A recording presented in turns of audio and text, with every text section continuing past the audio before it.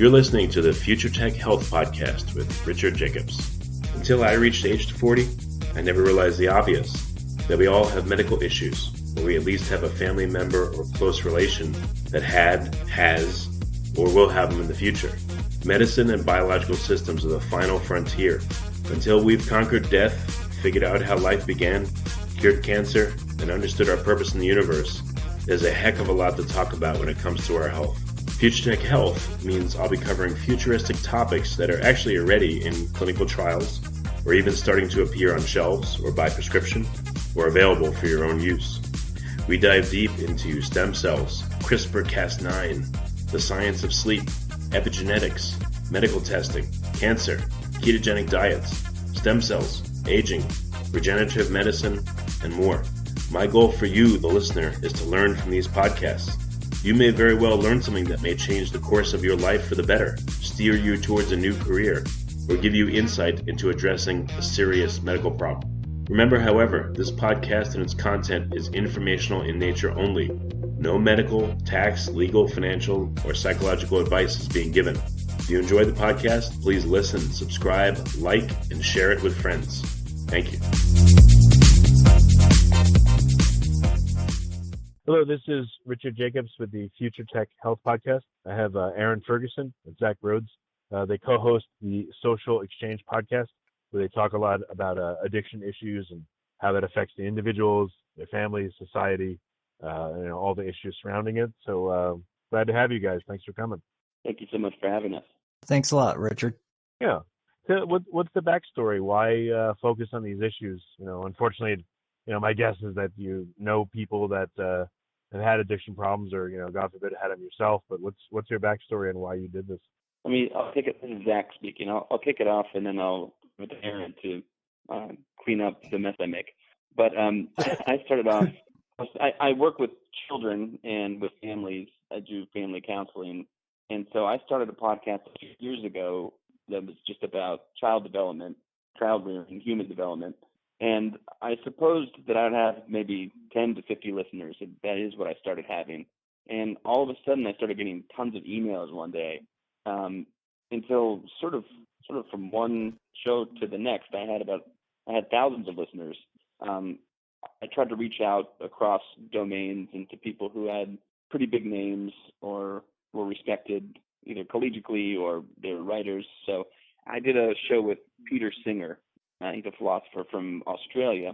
And after that show, I don't know if it was because I interviewed him, probably, the show sort of blew up, and I all of a sudden had a responsibility to produce content for people who are interested in specific things. And getting a lot of emails and encouragement to continue the show.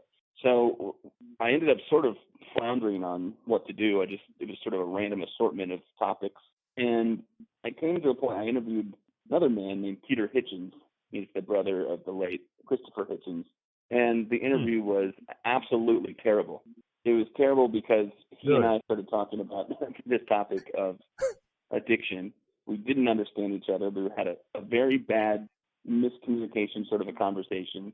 And then my followers trolled him, his trolled mine. I wound up taking the podcast down. And from then on, I decided to create a show whose premise is the way that we have constructive conversations.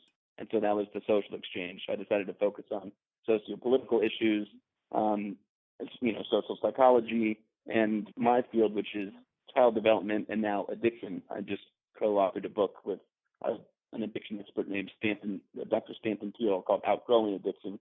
Since then, that has been the platform for the show.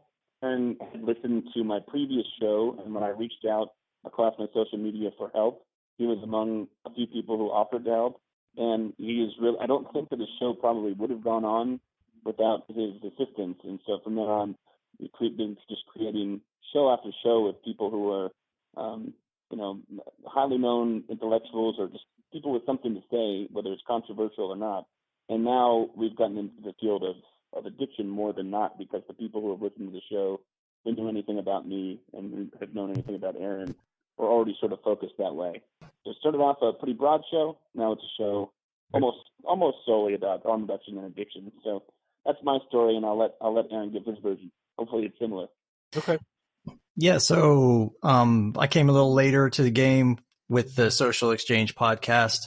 I came across Zach actually on Facebook, and he was like, I have 30 interviews that are sitting around on my desk here, and I'm trying to figure out how to piece them all together. And I've had audio production as a hobby, aside from other things that I've done.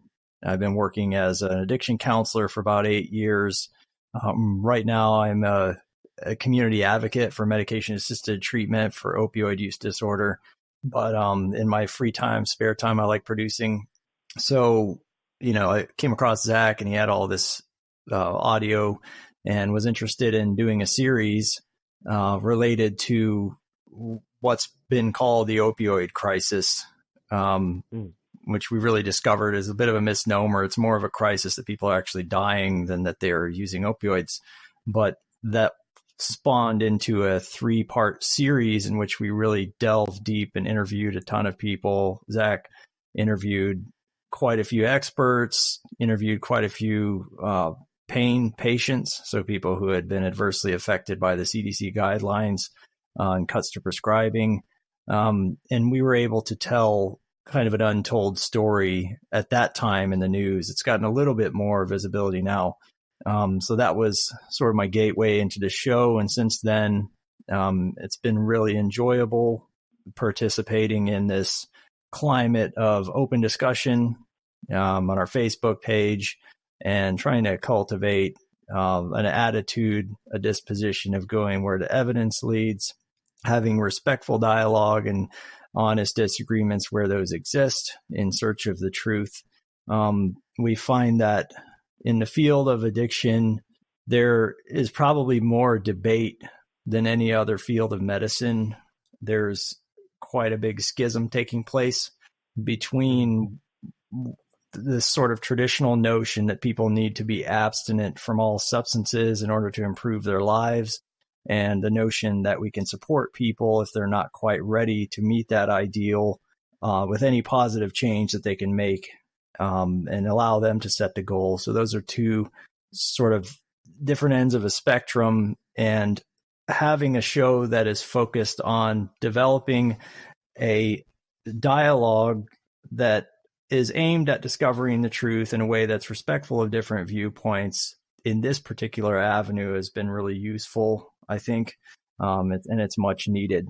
So it's been an enjoyable experience participating in the show with Zach.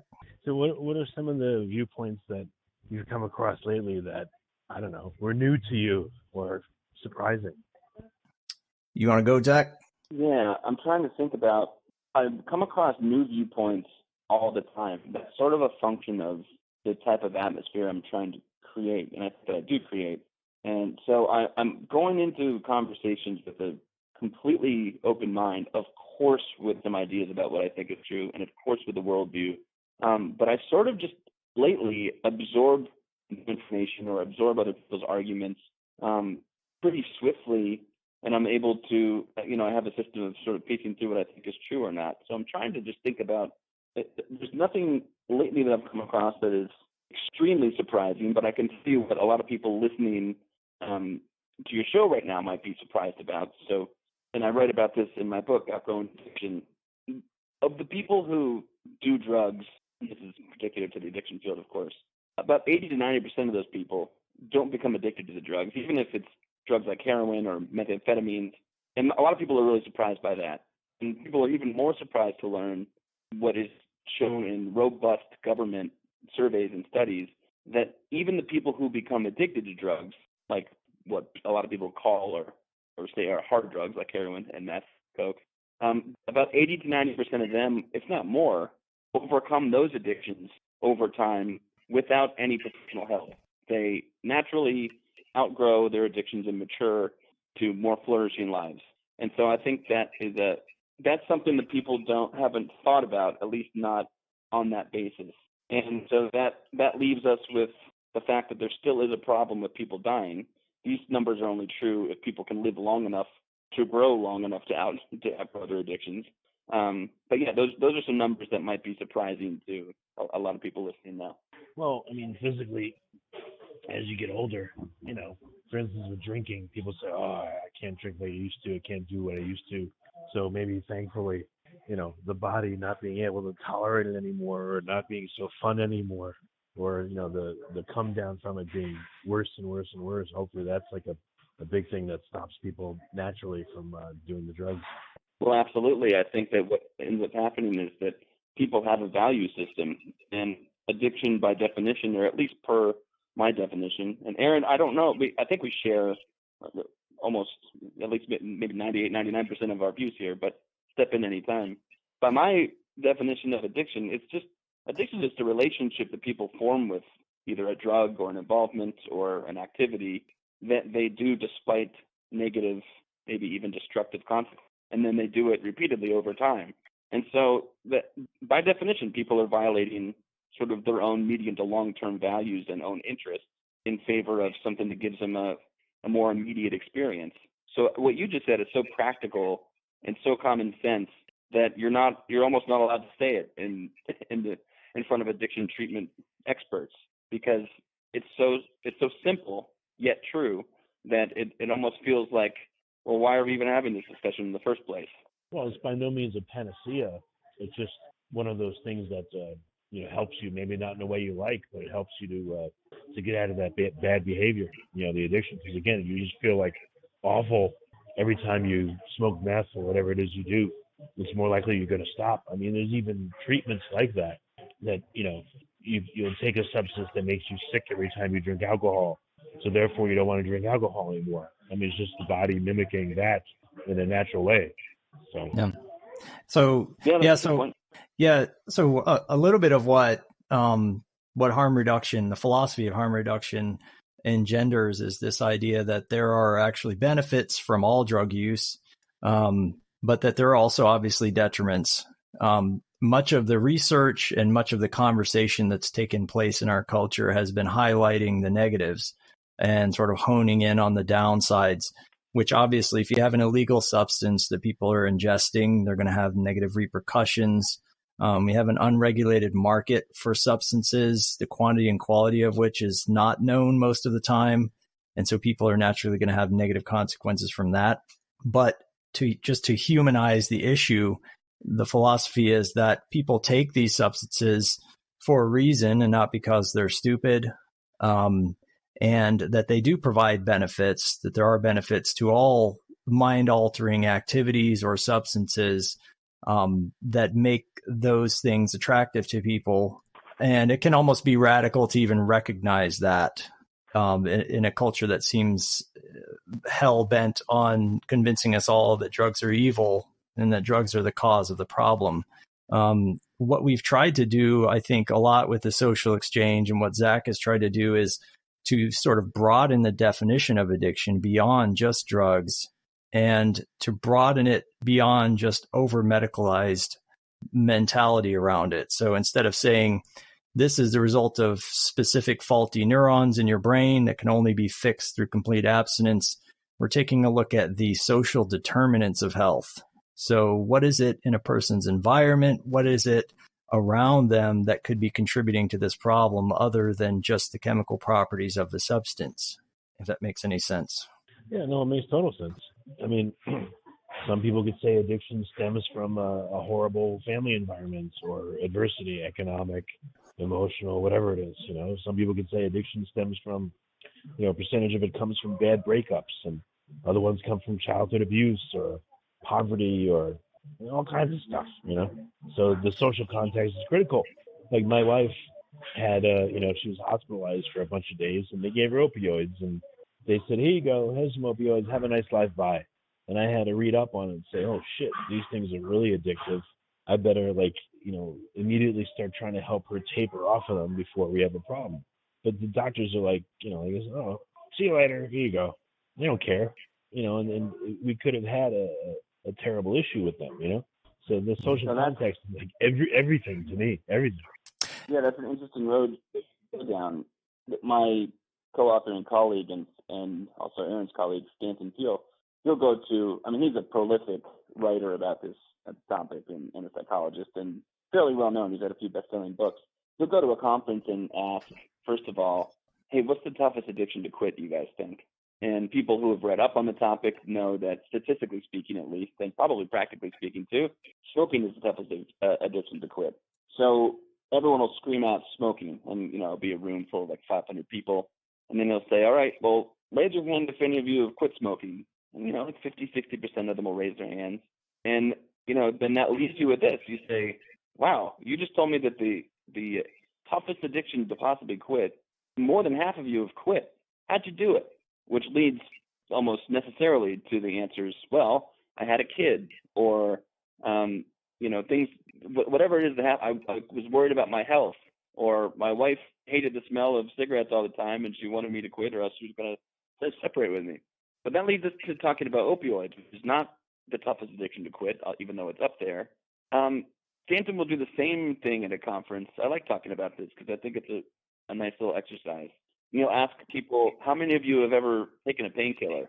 And that's virtually everybody. Like if you've had wisdom teeth out, tonsils removed, and you'll ask, well, how many of you are addicted to them or got addicted to them? And very few people ever raise their hands. And interestingly, it's usually he's speaking at a college or a conference, and so these people are well-to-do, and they have worthwhile lives. They have a status, and they're connected. And I said, why didn't you guys become addicted to them? I thought that they had this, ostensibly they have this chemical hook and draw, and if you take them, who knows if you'll become addicted?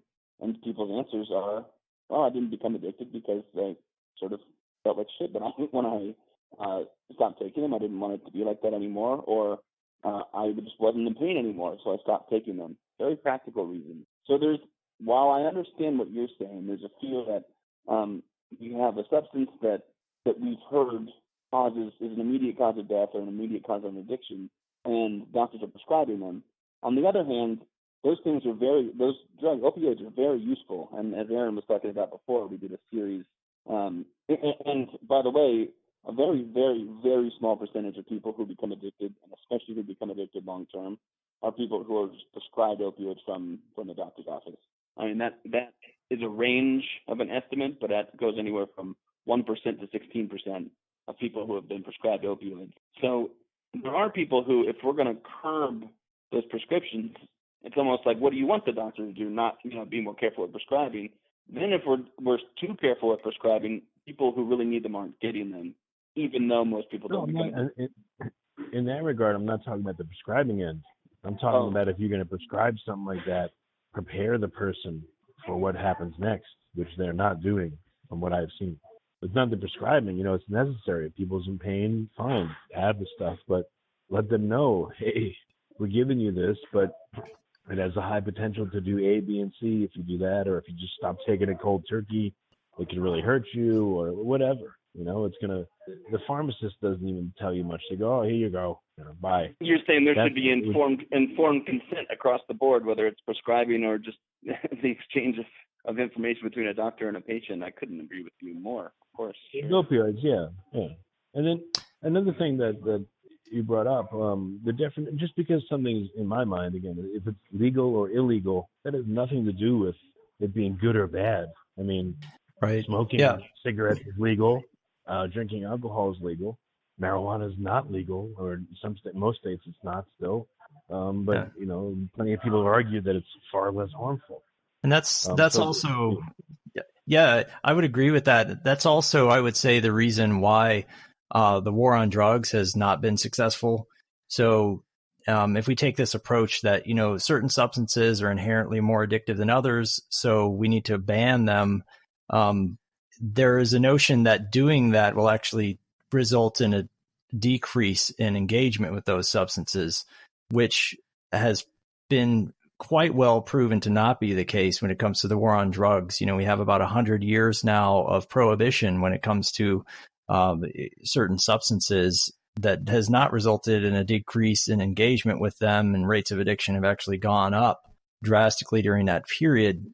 And so what I would caution against is the same mentality being applied to prescribing that has been applied to the war on drugs. The idea that, well, we just need to keep these substances out of people's hands in order to prevent addiction, when we know for a fact that that's not the case. And I think what you're saying is that if people have accurate information about what they're putting in their body, they're going to have a better outcome. Am I understanding that? Yeah, I think that would help. And, again, I just think people draw artificial lines of good and bad just because something's legal or illegal. That's really the 2 points I'm trying to make. Is that, at least to me, so what if it's legal or illegal? It doesn't matter. It could be horrible or it could be wonderful, or both. Your body doesn't know the difference between whether it's legal or illegal, and your body also doesn't know the difference between there's some people think it's harmful or some people don't. And I'll make this statement and see if we can go. You can take it wherever you'd like. I'm going to be bold and say drugs are not addictive. That drugs don't addict people. Well, what does then? Well, that gets us back into the conversation about a person's context in life. So that's what Aaron was pointing this out earlier, that we make the case that people can be addicted. Addiction is real because it's a real experience that people have. It's the same process, whether it's drugs or a love relationship or an involvement with food or sex, any of those things, gambling, to the extent that you're doing those things to compensate for something you can generate somewhere else in life. And you're doing those things in a way that detracts from your ability to generate new, better experiences for yourself. So if you said that drugs were addictive, you'd then have to say that sex is addictive. You'd have to say that food is addictive. And I'm just saying people can be addicted, and they can be addicted, and the object of their addiction could be any of those things. But drugs or sex or food don't have something in them that inherently makes somebody addicted to them. And then I think it's... I see what you mean. Yeah, and I think it's good to clarify here the difference between chemical dependency and addiction.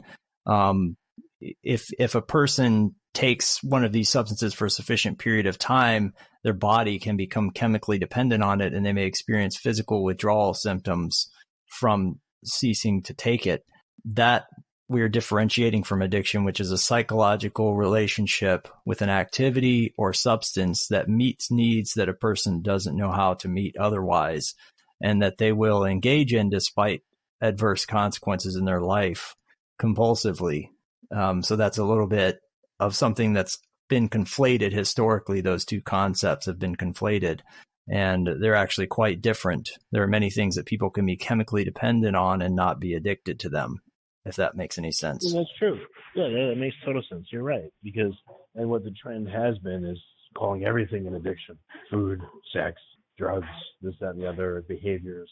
But you're right. I mean, if you could look at one baseline in a well-adjusted person that, is happy by whatever metrics, how addictive is a given activity, smoking versus in a person that has problems in their life, stress, again, poverty, whatever it is, and maybe evaluate a substance in terms of that context. Maybe what makes, for instance, a drug addictive in the traditional sense is that when someone is not operating under ideal conditions, that they're more likely to use that thing as a crutch and therefore get addicted psychologically to it. Maybe that's a better definition of it. I don't know. And these are, just hearing you talk about that sort of brings me to the topic of the show that you said that you speak about: futurism, artificial intelligence, maybe technology. The conversation that we're having around this is much more complex than most of the conversation that's taking place in mainstream addiction treatment. And with that, there's a lot of innovation that's needed. With the number of people that are dying, with the problem that we're experiencing as a culture, it's going to require science, innovation, technology, probably artificial intelligence, because now we're starting to measure social determinants. We're talking about things, variables that are far beyond our current tools to manage and to be able to measure. So that's what I think would be an interesting conversation. Yeah, I mean, I guess I rail against this all the time. There's just a lack of nuance in so many things. Like look what we just talked about with addiction. How often is it even mentioned? There's psychological addiction. Then there's maybe like habituation type addiction. Then there's chemical dependency addiction. And then what makes something addictive or not addictive? If you have a substance that, let's say sex versus heroin. Sex, when you have sex, you feel good and all that, but you don't necessarily go into a withdrawal where you feel terrible afterwards. But heroin, that happens. So does that make it more addictive? or less addictive because of the nature of the effect it has on you in the aftermath. So I think you guys are right. There's tons more nuance that could be talked about that's never touched upon. And I think it's easy. I wouldn't frame it that way. I would, I agree that there's a lack of nuance for sure, and I take fully that it's a compliment that you're saying that we're talking about something in a nuanced way. It's just that even now we're not getting past the fact that I'm really saying nothing is addictive. A person's experience, depending on what they need and what they feel and what they want, and the ways that they try to achieve it, and the resources and abilities they have to achieve it in one way or another, those are things that make somebody addicted to something. I don't even think it's a worthwhile conversation to have to talk about which thing or which drug is more addictive.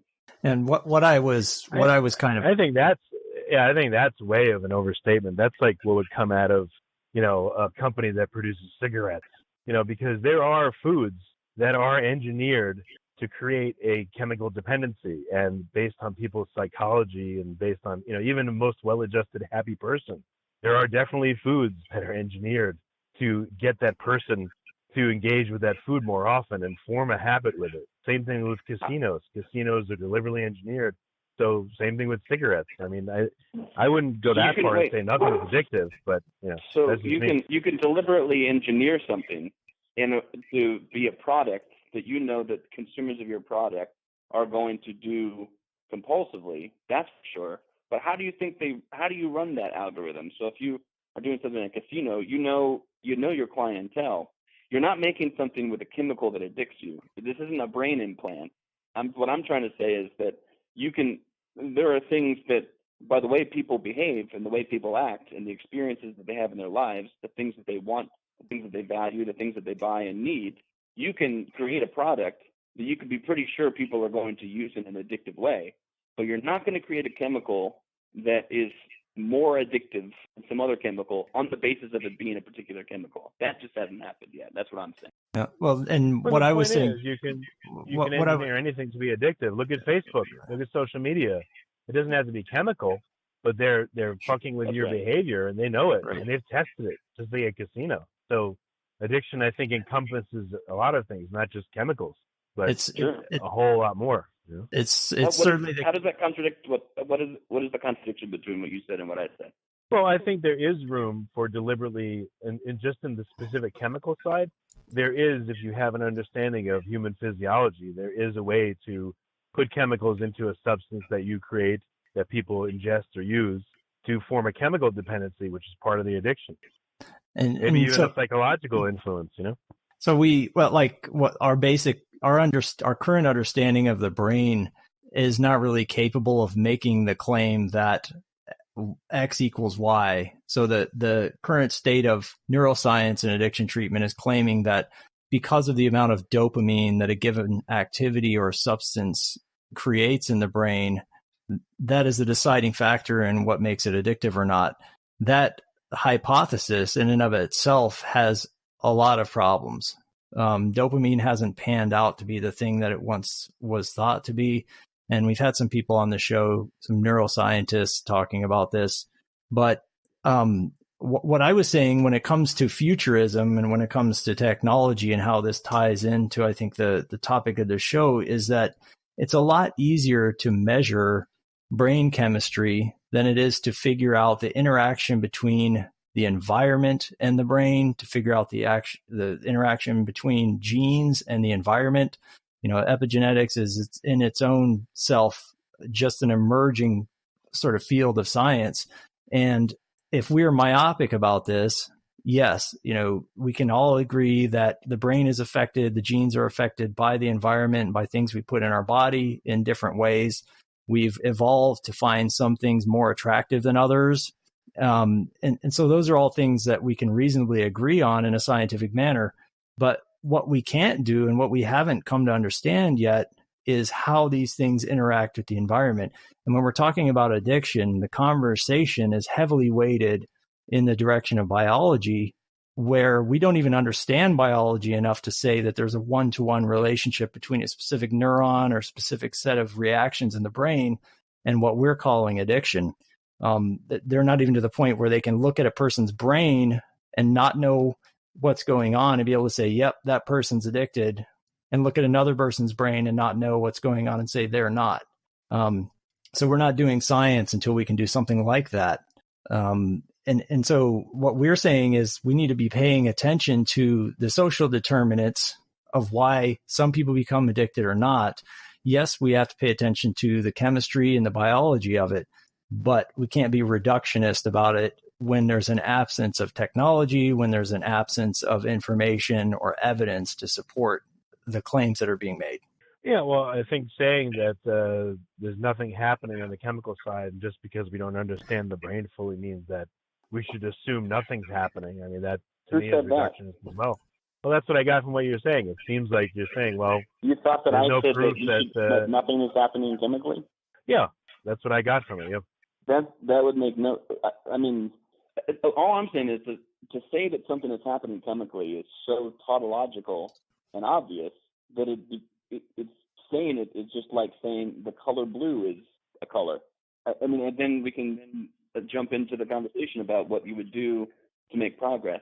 So hey, look, our show is about trying to figure out what is the salient information that we need to capture and understand in order to make a coherent claim about how to make progress. I think that the salient information that we need in order to make a claim about progress will have to have something to do about, it will have to have something practical that can be applied to it. So we can talk, I mean, I think that maybe we need to know a little more about each other, and maybe we need to have a longer period of time to discuss our framework more. But we can't, I mean, no one is diagnosed, let's say, on a brain scan. And any clinician or therapist or anyone working mental health treatment or addiction treatment worth his or her weight in salt, nobody's going to tell people, treat people on the basis of their brains firing or chemicals, doing something or reacting in their bodies. The only way that you can help a human being is to treat them in purely human terms. So I think what we're running into here, even in this conversation, is that there is a language system that has been visited upon people with addictions that is leading to conversations and solutions that's not necessarily in their best interest. And the reason for that is that people who have addictions and people's environments and context of their lives is not being examined, and they're not being part of the conversation. So if there's any confusion about what we're saying, I think I could say that, and I would bet that you would agree to that at least. I wouldn't agree. I mean, I would say that there's Dr. Daniel Amen, who looks at brain scans, and he's getting quite a bit of information, according to him, on how to treat people or evaluate if they have an addiction or not. So okay. I think it's really opinion. I don't think that I think it encompasses it all, and we should leave room for all of this in the conversation. I don't think we should say, well, of course, anyone that knows anything would say this or not say that. I don't think that's true. I think that's like your opinion of it. I'm just saying that's how I understood your opinion to be. Maybe I'm wrong, no problem, but I'm just letting you know that's how I understood your opinion to be. If it's not right, that's okay. Yeah, and so I think that one of the things that we come up against with trying to explain something like addiction is that it's an incredibly difficult thing to measure in the first place. We have trouble agreeing as a society on what it even is. And with that, we're also, there's a tendency to grasp for easy explanations in any situation where there's an absence of evidence.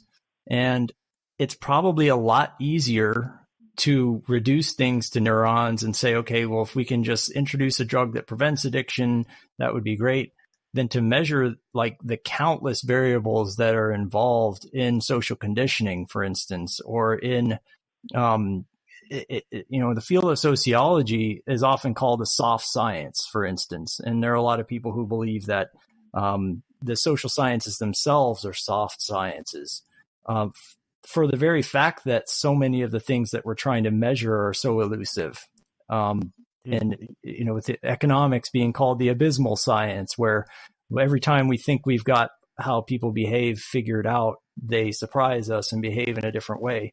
So what I would caution against is not to say that these people are all out of their minds looking at the brains trying to find an answer, but that we not seek out easy answers to this, and that we need to employ the tools of science more broadly construed to be able to understand the issue better.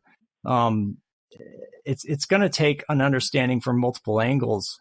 But what we do know is that people respond to alternative reinforcers in their life. So if a person's brain was hijacked fully by the chemical properties of a substance, they wouldn't be able to choose some alternative activity or engagement to that thing. That thing will have taken complete control over their free will and their ability to choose otherwise. And that's not what we see in the lived experiences of people. We see people routinely deciding to no longer engage in these behaviors. And when you ask them why, they'll tell you it's because their husband was important to them, or because their children were important, or because they wanted something more from life. And so we can engage people with these alternative reinforcers without completely disregarding the biology, without completely disregarding the more hard sciences, I guess, as you might call them. Yeah, no, I agree. It needs a much, again, I call it a more nuanced and inclusive approach, not just any one thing. But even you got to, I mean, look at the language, the hard science or soft science. As soon as you allow something to be called the soft science, you're demeaning it, you're deprecating it, and you're saying other sciences are quote unquote better, they're hard, they're more rigorous. I would agree. That's going to lead people to discount what they call soft, aka weak. Right. I would agree with that. It's just that I think that even if we know everything down to the level of particle physics, we can't make any predictions about who's going to win the next election based on that. Right. So I think that, there are certain things like physics that have been pretty well hammered out. Like we understand universal constants. We understand quite a bit about certain fields of science, and that doesn't make them more scientific. It's just that our understanding is more complete. When it comes to addiction, our understanding is incredibly incomplete. We understand that certain things work. So harm reduction is based on certain tenets that are based on evidence. It's based on research showing that certain things actually do reduce overdoses, and that if people stay alive, their likelihood of recovery is quite high. So the tools of science have been applied quite effectively in those areas. But for the most part, we're dealing with a chasm of ignorance, and people stepping into that chasm and making claims left and right that may or may not be supported by the evidence. And knowing how to sift through that requires a functional baloney detector to know even how to interpret information. And that in itself is a defining challenge of our culture, is just how do people interpret information? How do people tell what's true or not? And Zach and I did an episode on the epistemology of addiction. And when you hear a given claim, how do you tell whether it's true? Is it because it's coming from a hard scientist? Oh, well, it's coming from a hard scientist. It must be true. It's cultivating skepticism and going where the evidence leads. And then we can have a reasonable disagreement and be open to going where the evidence leads, because our beliefs are not based on things other than the facts. I gotcha. Yeah. I think it's just a worrying thing. This has nothing to do with you guys, but we said earlier, or you said earlier, that these high level conversations don't appear to be happening in a lot of treatment centers. So I think that's something that needs to be addressed. I don't know how you'd address it, but just wanted to point that out. Addiction treatment is the only field purporting to be medicine where spirituality and prayer and religion are prescribed as the cure. And that is in about 80 to 90% of addiction treatment facilities in the country that espouse the 12-step approach. Those approaches are community-based organizations that I think should be voluntary, but they have no place in medicine. They have no place purporting to be medicine, and they have no place charging people $30,000 to $60,000 a month for that type of treatment. I didn't know that. Wow. Okay. It's a very different sort of field that we're dealing with. But I do think that technology, artificial intelligence, futuristic ideas they all play into this, because there's so little that we know, and there's so much lacking in our knowledge about this, that all those things are going to play a role in us getting a better understanding of it. Yeah, no, I agree. I think it's been a great conversation. I'm not upset about it or anything. And part of the the goal, I didn't even know this, when I started the podcast, but my goal is not to just bring futuristic technology to people, but also to expand people's thinking about things that they may think they know all about or like super well defined. So I think that's what we accomplished here, like addiction. I don't know a lot about it, but I think it's obvious you guys have thought a lot about it. And I think this has been like a great conversation to talk about a lot more angles of it that most people don't consider. So I think you did a great job, and I'm glad you guys came, and I appreciate you being here. I'd be interested to hear more about, how you're implementing futurism in different avenues, what your views on artificial intelligence are. I think those things are more relevant to actually trying to tackle this problem of addiction and death and all those things than any of us realize. And thank you. Okay. Can you guys hear me now? I just dialed back in. Yeah. Yep, we hear you. Yeah. It'll be interesting, Richard, to have you on the social exchange. I think it'll be a good conversation. I think what we missed here today is that we talked about a topic that there are things about it that we hear, speak through, and our worldview. And so when people like Aaron and I are having conversations, it leads to things like interviews where we spent most of the time defending initial claims than getting to further our conversation. I mean, I noticed that some of the questions I asked you in the beginning, I probably ended up asking more questions than you asked me. So it'd be interesting just because of the topic. I think it was I think that it was a great conversation.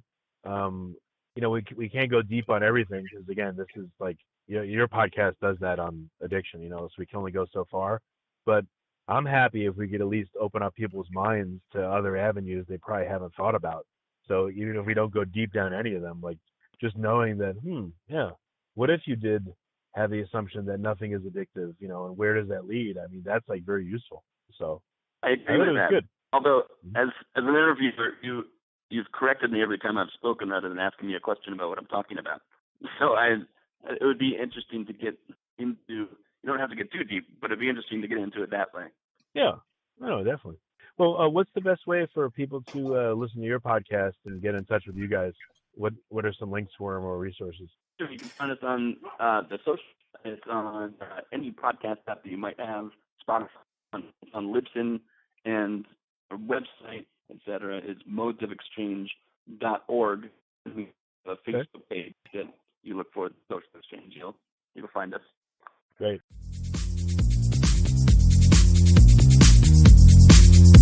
You're listening to the Future Tech Health Podcast with Richard Jacobs. Until I reached age 40, I never realized the obvious, that we all have medical issues, or we at least have a family member or close relation that has, or will have them in the future. Medicine and biological systems are the final frontier. Until we've conquered death, figured out how life began, cured cancer, and understood our purpose in the universe, there's a heck of a lot to talk about when it comes to our health. Future Tech Health means I'll be covering futuristic topics that are actually already in clinical trials, or even starting to appear on shelves or by prescription, or available for your own use. We dive deep into stem cells, CRISPR-Cas9, the science of sleep, epigenetics, medical testing, cancer, ketogenic diets, stem cells, aging, regenerative medicine, and more. My goal for you, the listener, is to learn from these podcasts. You may very well learn something that may change the course of your life for the better, steer you towards a new career, or give you insight into addressing a serious medical problem. Remember, however, this podcast and its content is informational in nature only. No medical, tax, legal, financial, or psychological advice is being given. If you enjoyed the podcast, please listen, subscribe, like, and share it with friends. Thank you.